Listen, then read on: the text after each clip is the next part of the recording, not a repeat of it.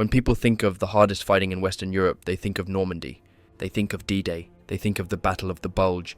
Almost no one thinks of the Hürtgen Forest, or rarely. And yet, in this stretch of dark, sodden woodland on the German frontier, American divisions were consumed at a rate that rivaled entire campaigns. Without beaches, without breakthroughs, without glory. Men died not in great charges, but minute by minute, hour by hour, beneath trees that exploded above them. This was not open country, this was not maneuver warfare, that this was not the kind of war the Americans had trained for, and for the Germans, that was the point. Long before there was a Reich, long before there were uniforms, forests like these had shaped German warfighting itself. Dense woods had always been places where invaders lost their strength, where numbers mattered less than patience, where discipline outlasted momentum. When Roman legions marched north of the Rhine, it was not fields that destroyed them, but trees, narrow paths, ambushes, isolation. The legions vanished into forests that refused to fight on Roman terms. That instinct never disappeared. In 1944, the German army did not need myths or speeches to understand what the Hürtgen offered them. The forest stripped away American advantages, armor bogged down, aircraft blinded by mist, artillery forced to fire blind. What remained was infantry, moving upright, slowly, along mined trails already measured and registered for fire. Here, shells were fused to burst in the treetops. Here, the ground itself was mapped as a weapon. Here, the forest did not need to attack, it only needed to wait. Entire American divisions were fed into the trees, not to seize decisive ground, but because once they were inside, they could not easily be pulled back out. Casualties mounted relentlessly. Men were killed while standing still, while carrying wounded, while sleeping beneath branches that shattered into steel and wood without warning. The objective of the United States First Army was not the Hürtgen Forest at all, but the Siegfried Line, the vast German defensive system that guarded the western border of the Reich. That was the prize. The forest was seen as background terrain, something to be passed around or brushed aside on the way to Germany's heartland. To Allied planners, the Hürtgen Forest was simply one of several wooded areas lining what they called the Aachen Gap, a corridor of advance leading east toward the Rhine. On maps, it looked manageable. In reality, the surrounding land was broken, steep, and choked with dense pine forests that made large-scale movement almost impossible. For nearly 30 miles, from Verviers in Belgium to Düren on the Roer River, this forest barrier ran 6 to 10 miles deep. Within it lay 3 distinct forests, the Rotgen, the Weinau, and the Hürtgen itself. There was only one practical route east through this mass of trees, running from Monschau toward Düren. The Americans called it the Monschau Corridor. A broader, more open passage near Aachen was known as the Stolberg Corridor. Everything else was a natural wall. The Germans understood this terrain perfectly. They had spent years shaping it, fortifying it, and registering it for artillery. The forest was not just ground to defend, it was a weapon. The first American formation to approach was the 7th Corps under General Joseph Lawton Collins. Authorized only to probe German strength, Collins pushed forward elements of the 3rd Armored Division and the 1st Infantry Division. He hoped to surprise the defenders and perhaps seize Aachen, the first major German city on the road east. Instead, both advances were checked by stubborn resistance. What had begun as a limited reconnaissance quietly became the opening fight of a much larger disaster.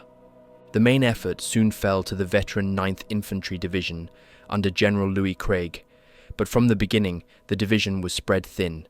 Craig was ordered not only to push into the forest, but also to secure the Monschau corridor and seize high ground between Lammersdorf and Rollersbruch. As a result, only one regiment, the 60th Infantry under Colonel Jesse Gibney, was available to enter the Hürtgen itself. Waiting for them were survivors of the German 353rd Infantry Division. Formed the year before and mauled in Normandy, its remnants had escaped the Falaise encirclement and were rushed straight back into the line. Though under strength, the division was reinforced with fortress battalions, training units, and Luftwaffe ground troops. These men knew they were now fighting on German soil, and they fought accordingly. From the first steps into the trees, the Americans ran into trouble. Gibney had only 2 battalions. Every advance triggered immediate German counterattacks. Concrete pillboxes, hidden in the forest, changed hands again and again. On the 20th of September, German assault guns were added to the defence, sealing the fate of the attack. Progress came slowly and at a terrible cost. The Lammersdorf to Hürtgen road was finally cut, but by then the regiments involved were exhausted and badly depleted. By the end of the month, neither the 60th nor the 39th Infantry regiments had the strength to continue. The 9th Infantry Division halted its offensive. The forest had claimed its first victim. Only then did the Americans begin to understand what they had entered. Later, writer Ernest Hemingway would call it Passchendaele, with tree bursts. German artillery shells detonated in the treetops, exploding above the ground and showering razor-sharp splinters of wood and steel onto anyone below. Visibility shrank to a few yards. Men could not see the enemy, only feel the impact. The Hürtgen Forest was no longer just terrain, it was becoming a machine. The forest was never dry. Rain fell steadily, and when it stopped, the ground remained soaked by moisture trapped beneath layers of needles and rotting leaves. Trails turned into mud channels. Every path was mined, blocked by felled trees or swept by hidden German machine guns. Movement was slow, noisy, and exhausting. Visibility collapsed to a few yards. The deeper the Americans pushed, the more the forest closed in on them. American doctrine relied on armor, air power, and mobility. In the Hürtgen Forest, all 3 were stripped away. Tanks could not maneuver, aircraft could not see their targets. Artillery fired blind. The Germans, meanwhile, fought from concrete bunkers, log shelters, and dugouts cut deep into the earth. They waited, protected, while the Americans advanced upright through trees and mist, exposed to fire they could rarely see. German counterattacks came constantly. They were short, violent, and well-timed. The defenders allowed American units to advance just far enough before sealing off the flanks and striking from multiple directions. Even units pulled back into reserve were not safe. In a single day, 1 battalion of the 9th Infantry Division lost more than 100 men to German shell fire without ever launching an attack. Behind the German defence stood General Hans Schmidt, commanding what remained of the 275th Infantry Division.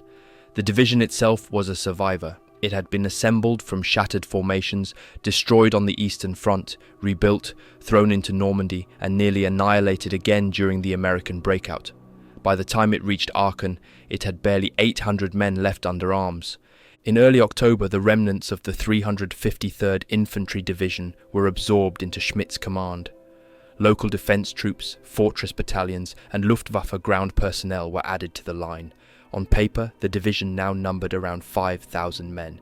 In reality, it was a patchwork force held together by discipline, terrain, and artillery. German Corps Commander General Erich Strauber understood what the forest offered him. When American pressure increased, he reinforced Schmidt, not with fresh infantry, but with firepower.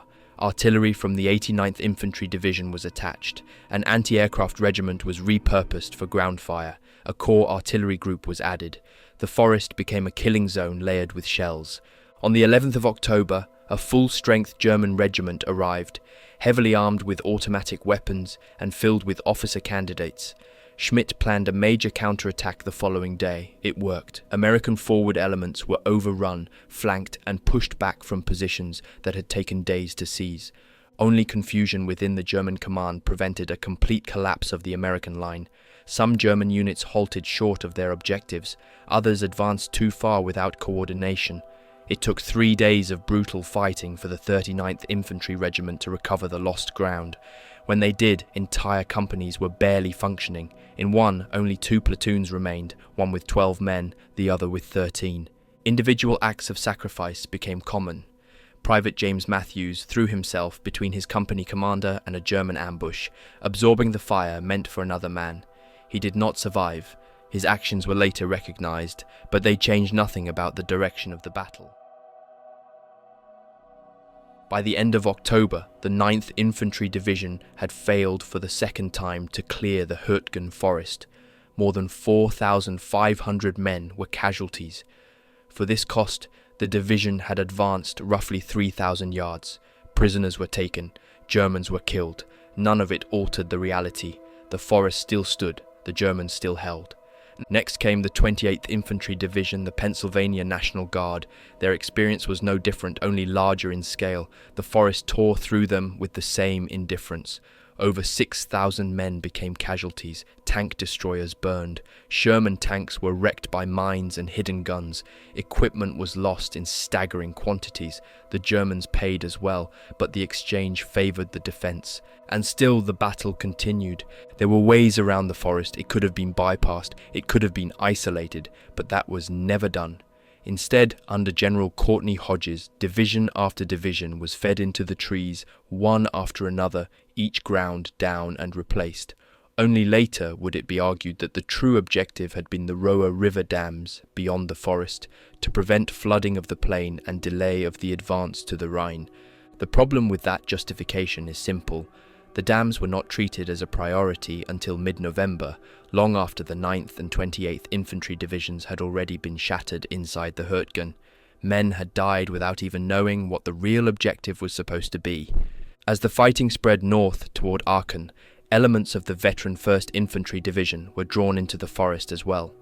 The 26th Infantry Regimental Combat Team entered the trees to clear a series of hills dominating the approaches to the city. What they found was the same as those before them: blind fighting, sudden artillery bursts, and German defenders who seemed to rise from the ground itself. By now, the pattern was unmistakable.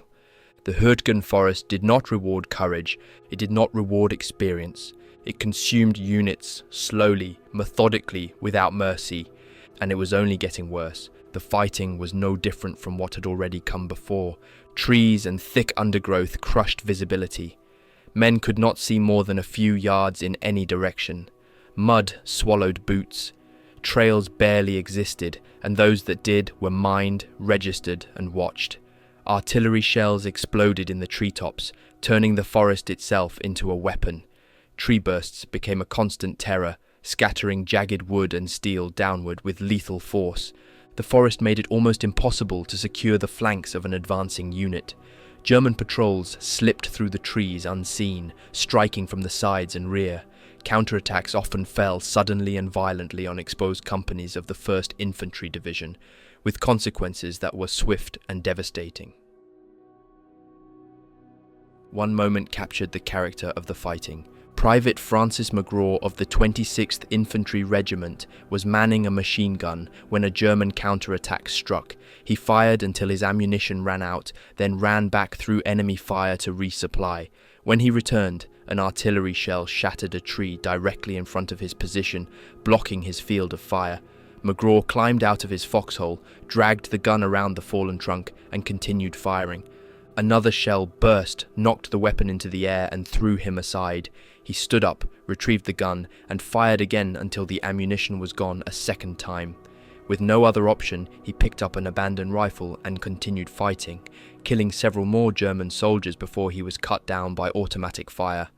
He died where he stood. His Medal of Honor was awarded after the war. The forest showed no mercy to experience or reputation. Next into the Hürtgen came the 4th Infantry Division, one of the most battle-hardened units in the United States Army. Since landing at Utah Beach, it had been in constant combat.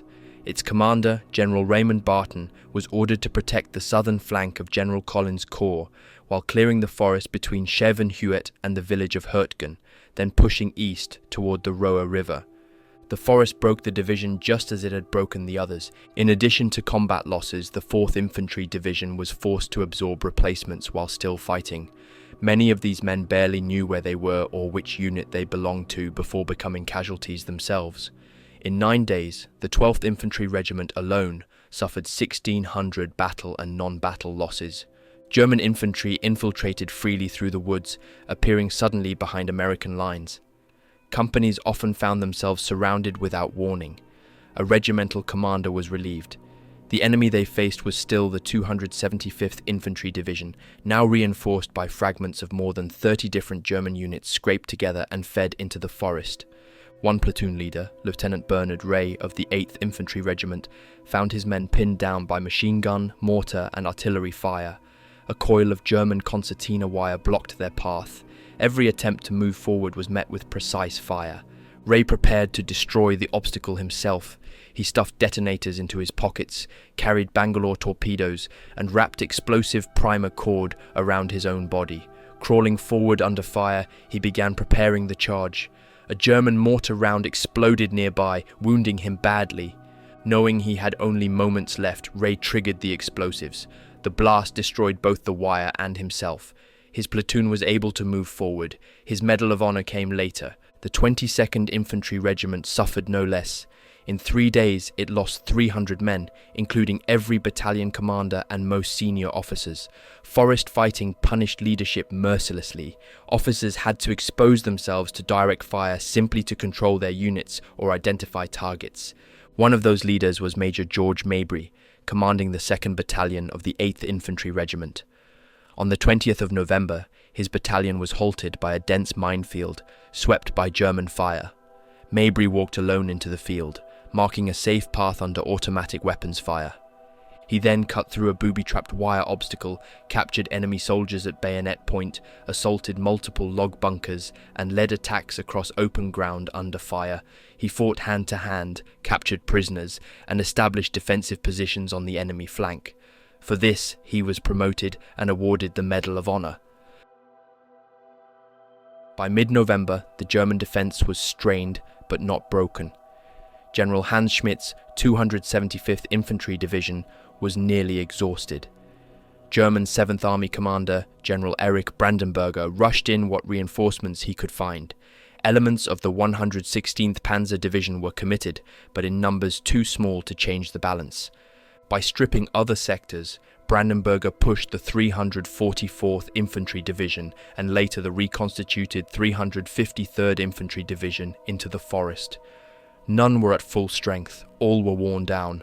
The forest consumed them as it consumed the Americans. The failure to clear the Hürtgen Forest increasingly worried General Courtney Hodges. He shifted responsibility from the 7th Corps to the 5th Corps, hoping that a change of command might bring results where brute force had failed. Command of the effort now fell to General Leonard Gero. A career officer educated at the Virginia Military Institute, Gero had led his corps from Normandy through Paris and across France. He committed the 8th Infantry Division to the fight and gave it a clear objective: seize the town of Hürtgen and the Brandenburg Ridge. By now, the battle was no longer about momentum or maneuver. It was about endurance, and the forest was winning. The next American formation to enter the forest was the 8th Infantry Division, commanded by Major General Donald Stroh. A career officer, Stroh had been commissioned into the cavalry after graduating from Michigan Agricultural College before the First World War. He had served across multiple infantry formations before taking command of the division known as the Golden Arrows. The division itself was no stranger to hard fighting. Since landing in Normandy, it had fought continuously, taking part in the brutal reduction of the fortified ports of Saint-Malo and Brest. Those battles had been costly, methodical, and exhausting. By the time the 8th Infantry Division reached the German frontier, it was already worn down by months of sustained combat. Once again, the forest dictated everything. Because of the terrain and the defensive responsibilities inherited from the shattered 28th Infantry Division, General Stroh was unable to mass his full strength for the attack. 2 of his 3 regiments were tied down, holding ground already taken at such cost. Only 1 regiment remained available for the main effort. That regiment was Colonel John Jeter's 121st Infantry. It arrived last, was rushed straight to the line, and was given less than a single day to prepare for an attack through ground no one in the regiment had ever seen. Maps were vague. Trails were uncertain. German positions were largely invisible. Nevertheless, General Hodges and General Gero believed that fresh infantry might finally break the deadlock. To exploit what they hoped would be a breakthrough, a combat command from the 5th Armoured Division was held in reserve, ready to surge forward once the forest was cleared. On the morning of November 21st, 1944, the attack began. Before the infantry moved, the Americans unleashed one of the heaviest artillery preparations yet seen in the forest. Guns from 5th Corps, 7th Corps, the 8th Infantry Division, and the Armoured Reserve pounded German front lines and villages beyond the trees. The 8th Division's artillery alone fired more than 9,000 shells into the forest. From the German side, much of this fire was absorbed rather than destroyed. Bunkers, dugouts, and reverse slope positions protected the defenders.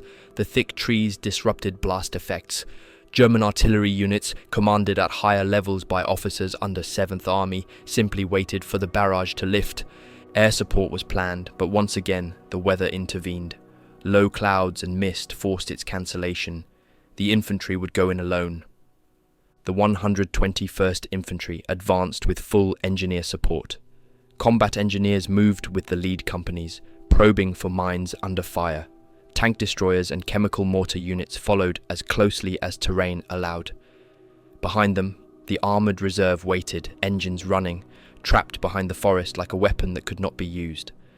From the first steps forward, resistance was immediate. German mortars and artillery opened fire as soon as the barrage lifted. Shells burst in the treetops, raining fragments downward. Minefields halted units abruptly. Automatic weapons fire erupted from log bunkers that had survived the bombardment untouched. Progress slowed to a crawl. The German defense, though pieced together from exhausted formations, was still expertly handled.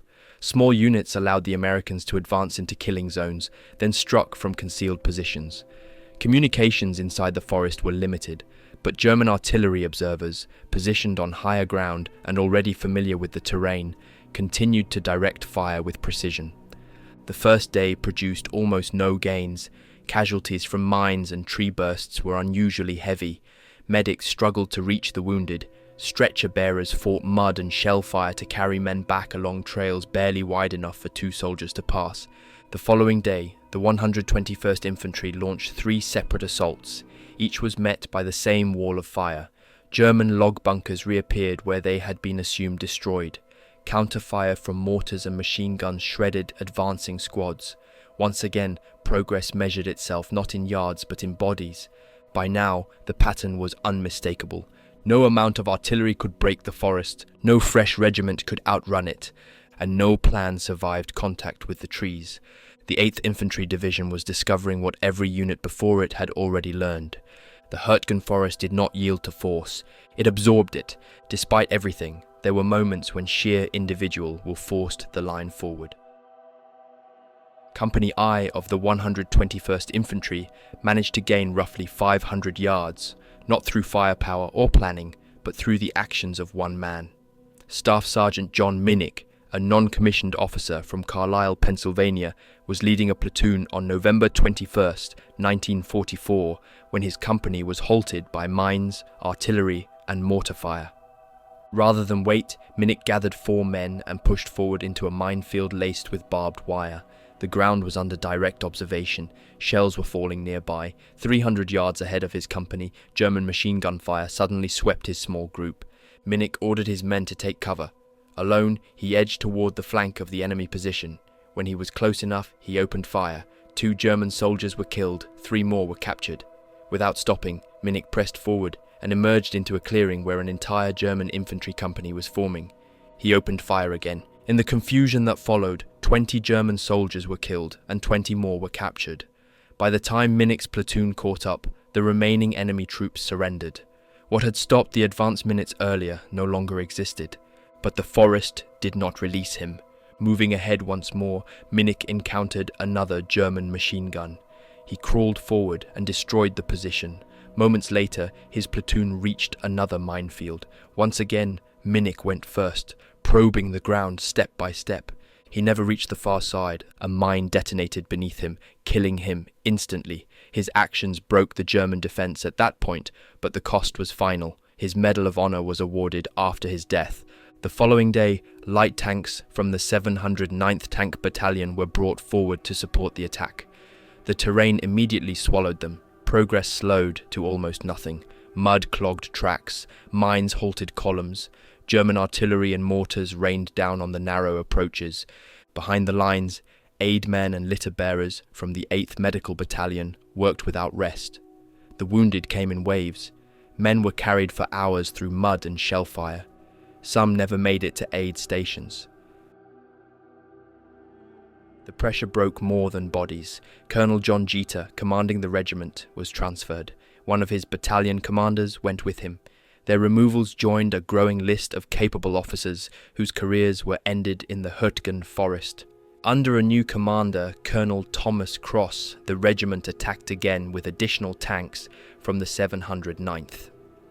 The result was the same. Progress came slowly and at terrible cost. On November 24th, one battalion finally managed to outflank German positions. The breakthrough lasted only hours. Before it could be exploited, German artillery and mortars smashed into the exposed company. Survivors were forced back. More officers were relieved. The forest absorbed the gain without effort. Frustrated and under mounting pressure, General Donald Stroh called a conference with the commander of the Armoured Reserve, still waiting behind the forest. Stroh wanted the tanks committed. He ordered Combat Command Reserve to move up the Gurmiter to Hürtgen Road before daylight on November 25th and strike directly at the village of Hertgen. The armoured commander, Colonel Glenn Anderson, objected. His concerns were grounded in reality. Although one American company had reached the forest edge, German troops still controlled several hundred yards of wooded ground east of the road. That ground was ideal for concealed anti-tank guns. Any armour advancing blindly would be slaughtered. The road itself was still under German fire. Combat engineers could not sweep it for mines. Anti-tank mines were almost certainly present. Worse still, a massive bomb crater lay across the highway near the forest edge. It would have to be bridged before tanks could pass. Nevertheless, the order stood. General Stroh directed the 12th Engineer Battalion to bridge the crater. A smokescreen was planned to mask the movement of armour. As dawn broke on November 25th, tanks from the 10th Tank Battalion rolled forward through the mist. They found no bridge. In the confusion and poor visibility, the work had not been completed. One tank commander, Lieutenant James Macaulay, made a decision that would become emblematic of the battle. He accelerated down the muddy road and attempted to jump the crater. The tank struck the far wall, flipped onto its side, and lay disabled in full view of the forest. German guns began to range in. The attack had not even truly begun, and already the forest was asserting itself once again. By late November 1944, the German defence inside the Hürtgen Forest was fraying, but it had not collapsed. What remained was a hard, disciplined corps of infantry, artillerymen, engineers, and exhausted survivors who understood one thing clearly. This ground was not negotiable. German losses had been severe. Entire battalions were reduced to companies, companies to platoons. Yet replacements, no matter how improvised, continued to arrive. Volksgrenadiers, Luftwaffe ground troops, fortress battalions, training units, even convalescents were fed into the forest. They did not come with illusions. They came because there was nowhere else to go. For the German soldier, this was no longer a campaign of maneuver. It was a defensive struggle on home soil. Positions were not held by sweeping lines, but by pockets. Log bunkers dug deep into slopes, concrete pillboxes camouflaged with pine needles and earth, foxholes connected by narrow crawl trenches, fields of fire carefully cut into the trees, then concealed again. Every trail was measured, every bend was registered for artillery. German artillery units, though short on ammunition, were expertly handled. Observers positioned on ridgelines and church towers directed fire onto roads, trail junctions, and choke points. Tree bursts were deliberate. Shells were fused to detonate above ground, turning the forest canopy into a killing surface. The Germans understood that the trees themselves were their greatest weapon. Morale among German troops varied, but one factor was consistent: familiarity. They knew how to fight here. Forested terrain had always favoured the defender, and the German army had studied it extensively long before this war. German infantry doctrine emphasized camouflage, infiltration, and decentralized fighting. Small units were expected to act independently, to disappear, to reappear where least expected. The Hürtgen Forest allowed that doctrine to function perfectly. There was also something deeper at work. Long before maps labelled this region as a military corridor, forests like these had shaped German history itself. For centuries, dense woods had defined life, warfare, and survival in Central Europe.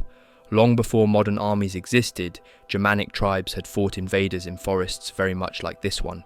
When Roman legions advanced north of the Rhine, it was not open battlefields that broke them, but trees, narrow paths, ambushes, confusion, isolation. The Teutoburg Forest was not unique. It was simply remembered. That memory did not survive as myth, but as instinct. German soldiers in 1944 did not speak of ancient battles, but they understood the same truths. In forests, numbers mattered less, firepower mattered less, knowledge of ground mattered most.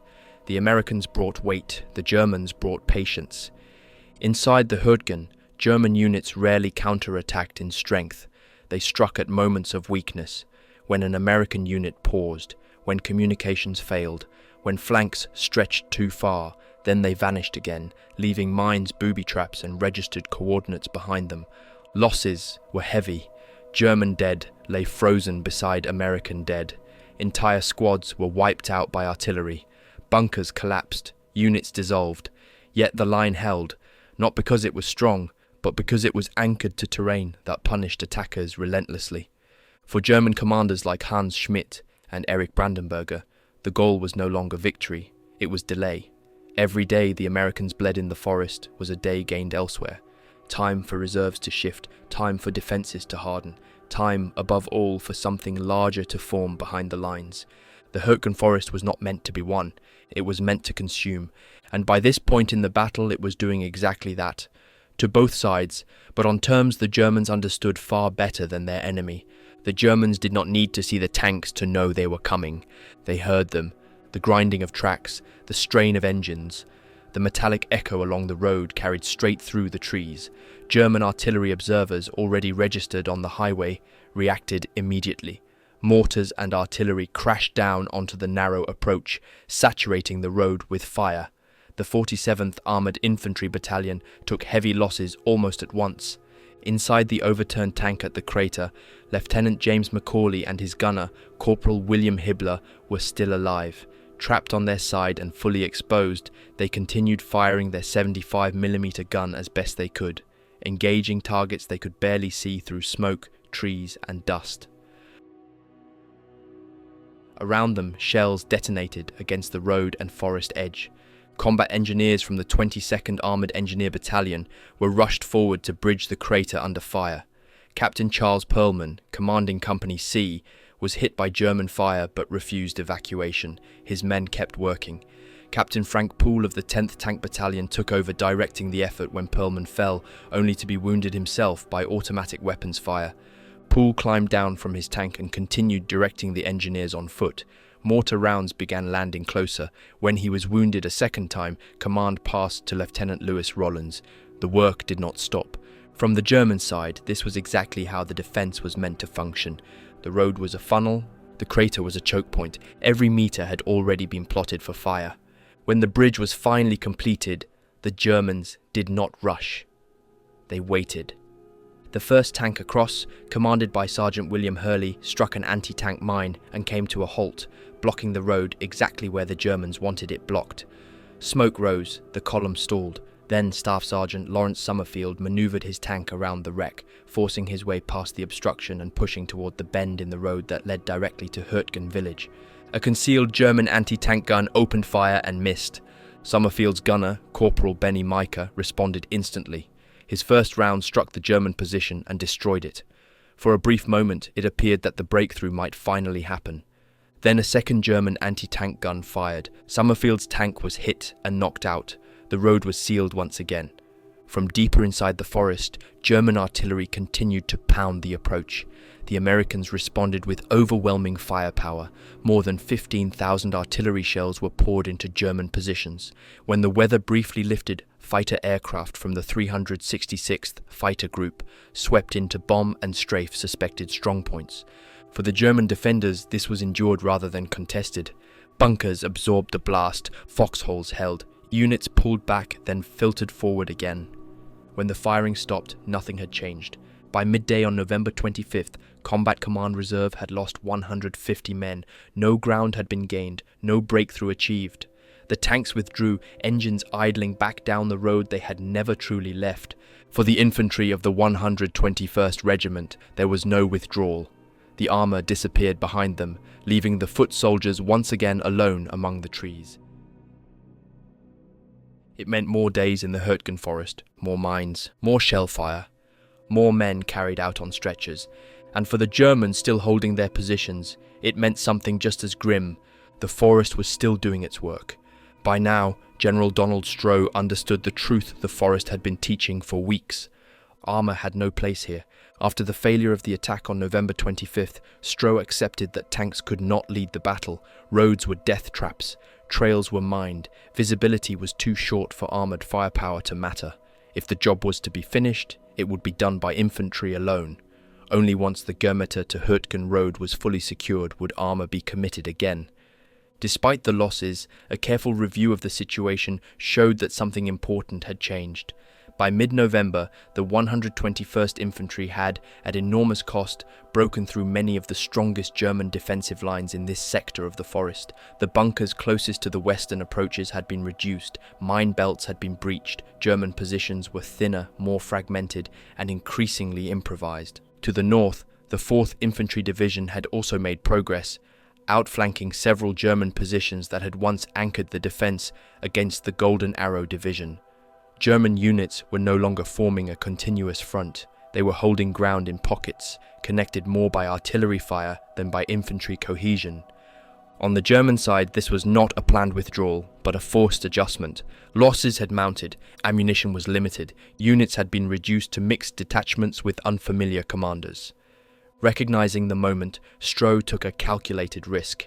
He stretched his already thin lines to free another battalion for a final push. This allowed Lieutenant Colonel Maurice Kesey's 1st Battalion of the 13th Infantry to be detached and attached to Colonel Thomas Cross's 121st Infantry. The plan was simple and dangerous. Kesey's battalion would move through the zone of the 4th Infantry Division, swing behind the German flank and strike from an unexpected direction. If it worked, it could unhinge what remained of the German defense around Hürtgen village. Once again, that village was the objective. On November 26th, while Kesey's battalion moved into position, the 121st Infantry attacked again. What followed surprised everyone. Apart from scattered mines, shelling, and isolated German stragglers, organized resistance in this sector had largely vanished. German units had pulled back. By late morning, American infantrymen were looking down from the forest edge toward the village of Hürtgen itself. For the first time in weeks, the forest had loosened its grip. Colonel Cross ordered an immediate attack. Patrol reports conflicted. Some claimed the village was abandoned. Others warned it was still strongly held. No one could be sure. In the Hürtgen Forest, certainty rarely existed. By nightfall, Company F of the 121st Infantry had advanced to within 300 yards of the village. There, it was stopped cold by heavy German machine gun fire and forced to dig in for the night. At dawn, the attack resumed. Company F led the advance, covered by massive divisional artillery fire. Tank destroyers from the 644th Battalion added direct fire support. Lieutenant Colonel Roy Hogan's 3rd Battalion cleared the woods methodically, bunker by bunker, position by position. To the south, the 2nd Battalion and tanks from the 709th Tank Battalion reached the edge of the village. From the northwest, Kesey's battalion advanced under heavy German artillery fire, pressing the encirclement tighter. That evening, patrols again reported the village abandoned. Once again, they were wrong. On the morning of November 28th, Companies A and B of the 13th Infantry seized the Kleinhow to Germeter road with support from tank destroyers. As the 121st Infantry advanced on Hürtgen from the west and south, German machine guns erupted from hidden positions inside the village. The defenders had stayed. They had simply waited. Colonel Cross halted the attack, reorganized his units, and ordered a deliberate assault. This final push broke the village. The 2nd Battalion of the 121st Infantry, together with Company C of the 13th Infantry and supported by tanks, stormed through Hürtgen. House by house, the defenders were overwhelmed. More than 350 German prisoners were taken. Bodies of American and German soldiers lay in the streets, in doorways, and among the shattered buildings. The inevitable German counterattack came late that afternoon. It was repulsed with heavy losses. Hürtgen village had finally fallen, but the forest had not, and the cost of taking that small cluster of houses would echo far beyond its ruins. Stroh alerted Colonel Glenn Anderson, commanding Combat Command Reserve, and ordered him forward. His mission was to prepare an armoured thrust toward the nearby town of Kleinhow and the high ground that dominated it. Control of that ground was essential if the Americans were to break out of the forest and reach the Roer River approaches beyond. While the armour prepared, the 3rd Battalion of the 121st Infantry was tasked with finishing the clearance of the woods around Hürtgen itself. At the same time, coordination was established for a wider effort. Infantry from the 28th Infantry Division and the 121st would strike toward Brandenburg, while Combat Command Reserve attacked Kleinhow from the road. On November 29th, the armoured assault began. Task Force Hamburg led the way.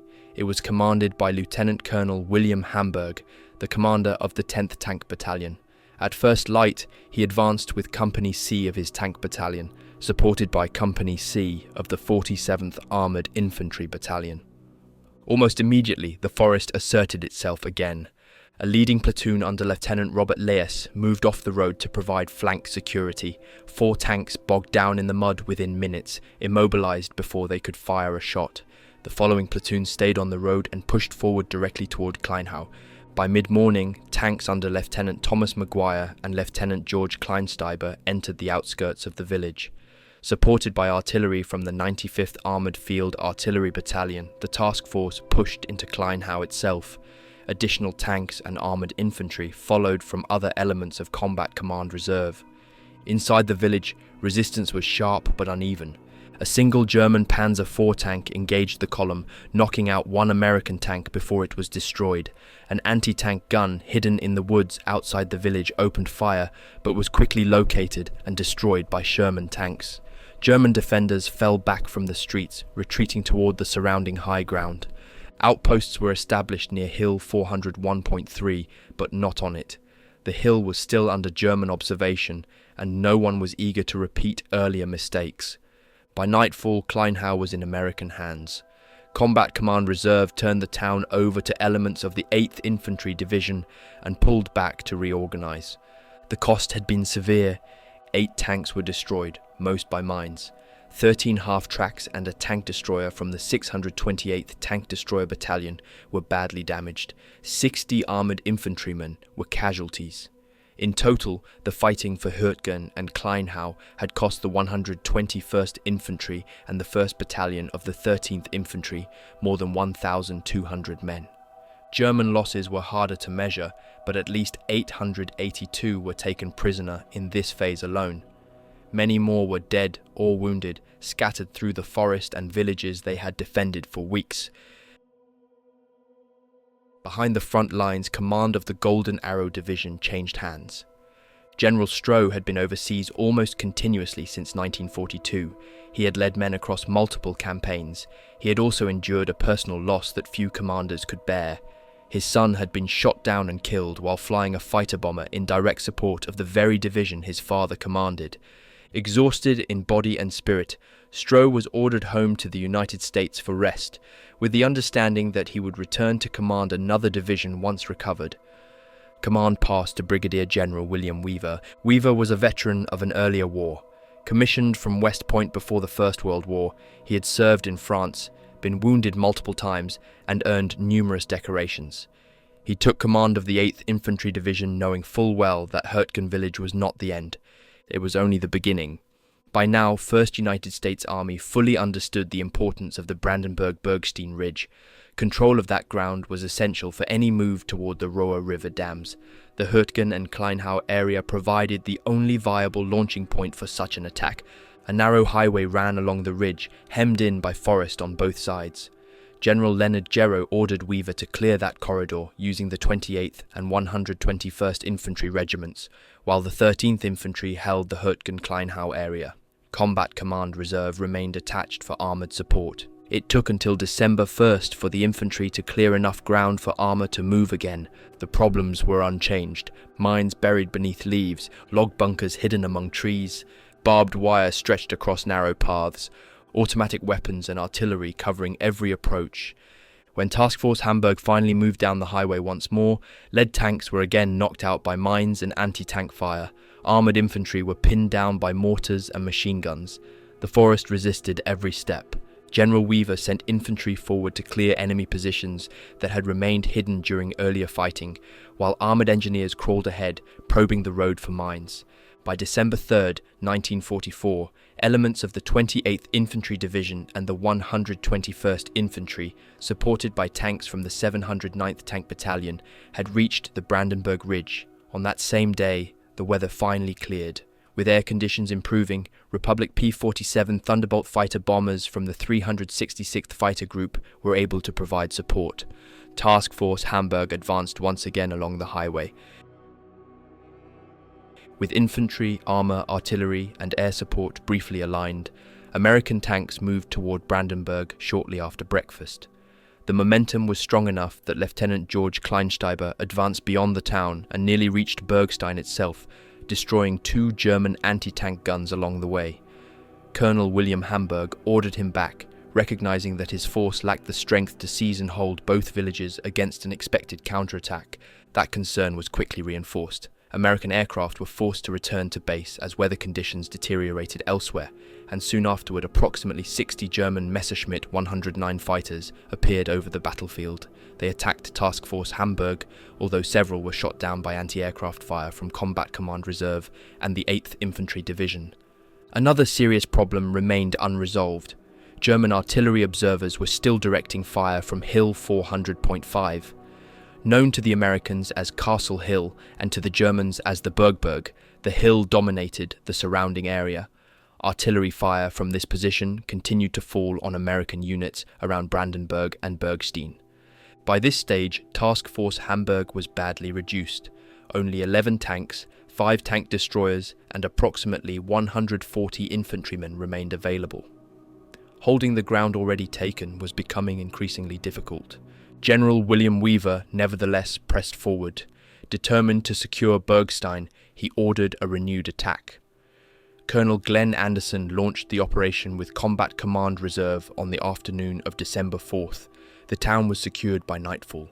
Once inside Bergstein, however, the situation remained dangerous. Castle Hill continued to direct artillery fire onto the town. Bergstein itself lay exposed to attack from multiple directions. On December 5th, German forces launched 3 coordinated counterattacks against the 3rd Battalion of the 28th Infantry Division. The battalion held its ground under intense pressure, an action for which it later received a Presidential Unit citation. German commanders were increasingly concerned by the American penetration of the ridge. To counter it, they committed additional forces from the 47th and 272nd Volksgrenadier Divisions. Although neither formation was at full strength, they represented a serious threat to the weakened American units. The first German reinforcements arrived on December 6th, and counterattacks followed immediately. These were supported by 5 armoured vehicles and numerous anti-tank teams. At one point, the Germans came close to success, but American forces held Bergstein. Castle Hill remained the key problem. From its heights, German artillery continued to strike Bergstein and the surrounding approaches. 2 further counterattacks were launched from its vicinity, again supported by observed artillery fire. By now, Combat Command Reserve was nearing exhaustion. General Weaver had no additional infantry available to reinforce the position. Recognizing the risk, he appealed to 5th Corps for assistance and specifically requested the commitment of the 2nd Ranger Battalion, which was nearby but still under Corps control. From the German side, the fighting around Brandenburg, Bergstein and Castle Hill was not viewed as an offensive battle, but as a delaying action fought under extreme pressure. By early December 1944, the German units holding the Hürtgen Forest were no longer cohesive divisions in the traditional sense. They were improvised defensive groupings built from fragments of shattered formations, training units, fortress battalions, Volksgrenadiers and survivors pulled back from earlier defeats in Normandy and Aachen. The primary German formation in this sector remained the 275th Infantry Division, reinforced over time by elements of the 353rd Infantry Division, parts of the 116th Panzer Division, and later units from the 272nd and 47th Volksgrenadier Divisions. Most of these formations were under strength, short of heavy weapons, and exhausted. Some battalions had fewer than 300 men under arms. Command responsibility lay within the German 7th Army under General Erich Brandenberger, operating within Army Group B, commanded by Field Marshal Walter Model. Model understood that the forest could not be held indefinitely, but he also understood its value. Every day the Americans were delayed in the Hürtgen was a day gained elsewhere along the front, particularly for the assembly of German forces east of the Roer River. German doctrine favoured defence in depth, and the Hürtgen Forest offered ideal conditions for it. The terrain neutralised American armour and air power. Narrow roads, dense fir trees, steep ravines, and constant mud forced attacking infantry into predictable routes. German units occupied log bunkers, concrete pillboxes, and reverse slopes, often invisible until the moment they opened fire. Artillery played a central role. German gunners deliberately set their shells to detonate in the treetops. These airbursts shattered trunks and branches, turning wood into lethal fragments. Even soldiers under cover were vulnerable. This tactic required little ammunition compared to direct fire and had a powerful psychological effect on advancing troops. Castle Hill, Hill 400.5, was one of the most valuable German positions in the sector. From its elevation, artillery observers could see American movement around Bergstein and Brandenburg and direct fire with accuracy. As long as Castle Hill remained in German hands, any American position in the villages below was exposed. German commanders were well aware that they were bleeding manpower they could not replace, but they also knew that withdrawal without orders was forbidden. The forest was treated as a holding ground, a place to trade space for time. Orders emphasized counterattacks not to regain lost ground permanently, but to disrupt American organization, isolate forward units, and force repeated regrouping. For many German soldiers, the Hürtgen Forest felt familiar in a deeper sense. German military culture had long emphasized fighting in forests. From the First World War to interwar training doctrine, wooded terrain was seen as favorable to disciplined infantry. Older officers sometimes referenced earlier history, noting that forests had been places where Germanic tribes once resisted Roman legions. While not official doctrine, the idea reinforced the belief that the forest favoured the defender. By early December, morale among German troops was mixed. Many understood that the war was being lost strategically, yet locally, in the forest, they could still fight effectively. They knew the ground, they knew the approaches, and they knew that the Americans would have to come through the trees, one unit at a time. As long as Castle Hill stood, the Germans believed they could still hold the ridge. Companies D, E, and F of the 2nd Ranger Battalion were already well known within the United States Army by the winter of 1944. On D-Day, they had scaled the cliffs at Pointe du Hoc under fire to neutralize German coastal artillery threatening the Omaha beach landings. After reaching the top, the Rangers had held their position for 2 days against repeated German counterattacks before being relieved. Losses had been severe, and much of the battalion spent the following weeks absorbing replacements and rebuilding its strength. Under Lieutenant Colonel James Earl Rudder, the Rangers were next committed to the fighting around Brest in Brittany. There, they protected the flank of the 29th Infantry Division and played a key role in the capture of the Lochrist, also known as the Graf Spee battery, on September 8, 1944. During that action, the Rangers took approximately 1,800 German prisoners. After Brest fell, the battalion moved east through Paris and was eventually assigned to a training and rest area in the Hürtgen Forest itself. It was there, on December 6th, that General William Weaver located the battalion and ordered it forward. The Rangers were rushed toward Bergstein during the night of December 6th into December 7th, arriving in the early morning hours.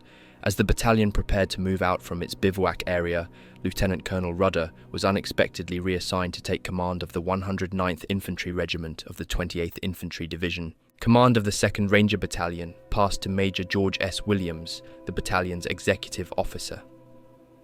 The timing of the change was poorly received. One Ranger officer later remarked that it was a difficult moment to change command, especially with a major engagement imminent. Nevertheless, the battalion accepted the transition, and Williams, recently promoted to major, led the Rangers forward. As the Rangers moved through the American lines toward Bergstein, Their presence had an immediate effect on morale. Soldiers from nearby units recognized them and understood their reputation. One infantryman later recalled seeing 3 ranger lieutenants move down the road late at night, spaced several yards apart, asking for enemy positions and the route forward. After a brief discussion, the rangers moved out without ceremony, weapons ready. The observer noted that morale among nearby troops rose almost instantly. Major Williams was given 2 clear tasks. First, he was to seize Castle Hill, designated Hill 400.5. Second, he was to strengthen the defence of Bergstein against further German counterattacks. To accomplish the latter, he established roadblocks to the west, east and south of the town. These were reinforced with platoons from the 893rd Tank Destroyer Battalion. Castle Hill was defended by the 2nd Battalion of the 988th Grenadier Regiment, part of the 272nd Volksgrenadier Division under the command of Captain Adolf Thome. The German defenders were supported by 36 artillery pieces positioned to cover the surrounding approaches. Major Williams committed companies D and F to the main assault. Ranger scouts moved ahead first. In the darkness, they ignored shouted challenges they believed to be English and suddenly realized they were already inside the German forward positions. Behind them, Captain Duke Slater organized companies D, E and F and launched the attack. Company E led the initial assault.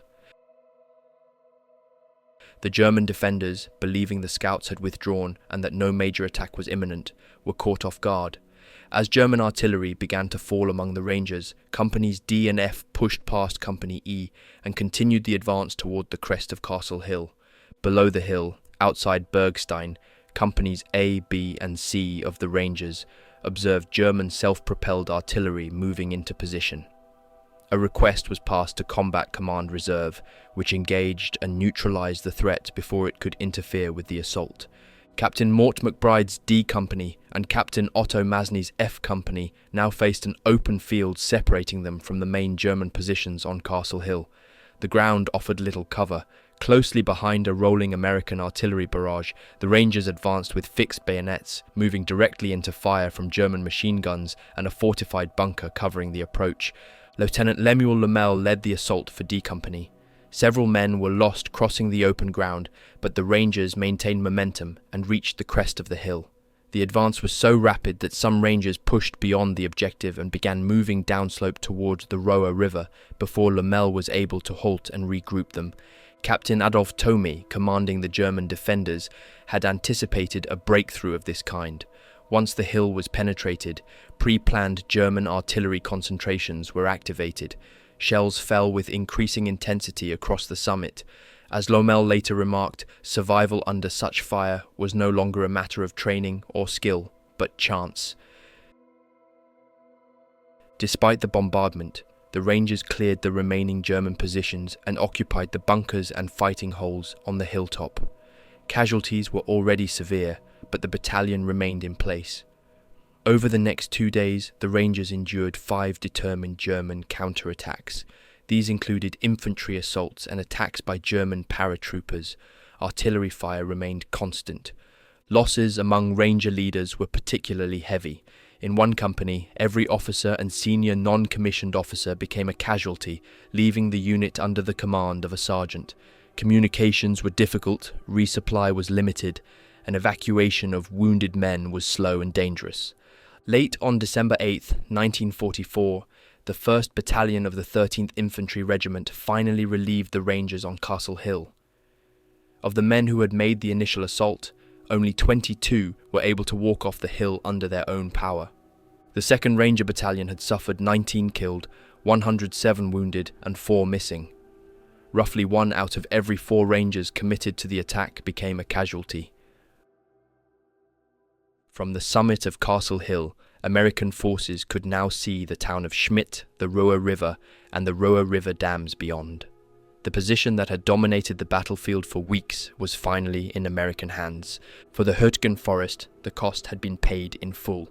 By early December 1944, the German position in the Hürtgen Forest was no longer sustainable in the long term. The loss of Castle Hill removed one of the last effective observation points overlooking the approaches to Schmidt, Bergstein and the Roer River Valley. German commanders understood what this meant. Without control of the high ground, artillery fire could no longer be directed with the same accuracy, and American movement in the villages below became harder to disrupt. At this stage, the German units still fighting in the forest were shadows of their original strength. The 275th Infantry Division had been reduced to fragments. The 272nd Volksgrenadier Division, already under strength when committed, had suffered heavy casualties during repeated counterattacks. Reinforcements arrived piecemeal, exhausted battalions, convalescents returned too early to duty, training units pressed into frontline service, and Volksgrenadier replacements with limited combat experience. Despite this, German resistance did not collapse suddenly. Orders from higher command were clear. The forest was to be held as long as possible. Every hour the Americans remained in the trees was considered time gained for preparations east of the Roer River. The German High Command was already assembling forces for a major counter-offensive elsewhere along the front, and delaying the Americans in the Hürtgen remained a priority. German defensive tactics remained consistent to the end. Positions were abandoned only when they became untenable, and withdrawals were carried out at night when possible. Rearguards were left behind to slow American advances, often fighting until cut off. Artillery continued to be used aggressively, even as ammunition supplies dwindled. Tree burst fire remained a preferred method, maximizing casualties while conserving shells. Morale among German soldiers varied. Many understood that the broader war was being lost, yet within the forest they had seen that the terrain still allowed them to fight effectively against a materially superior enemy. The woods limited tanks, grounded aircraft, and forced infantry into narrow approaches where small units could still inflict losses. For some German officers, the Hürtgen Forest represented a familiar kind of battlefield. Forest fighting had long been emphasized in German infantry training, and older historical references were sometimes mentioned in private conversations. The belief that forests favored disciplined defenders persisted even as the cost mounted. But by December, experience outweighed belief.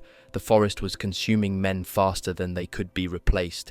As American pressure increased and the line began to bend, German commanders shifted their focus. The priority became preserving what forces could be saved for the defense east of the Roer. Positions were held long enough to delay, then abandoned. Villages like Schmidt and Bergstein changed hands, not because they were no longer valued, but because holding them no longer served a strategic purpose. By the time the last organized German resistance faded from the central Hürtgen Forest, the battlefield itself was devastated. Units on both sides were exhausted. German formations had been ground down to the point where further defense inside the forest offered little return. The mission of delay had been achieved, but at a heavy cost. For the German army, the Hürtgen Forest was not remembered as a victory. It was remembered as a place where time was bought with blood, where divisions were spent to slow an enemy that could not be stopped, only delayed. The forest had done its work.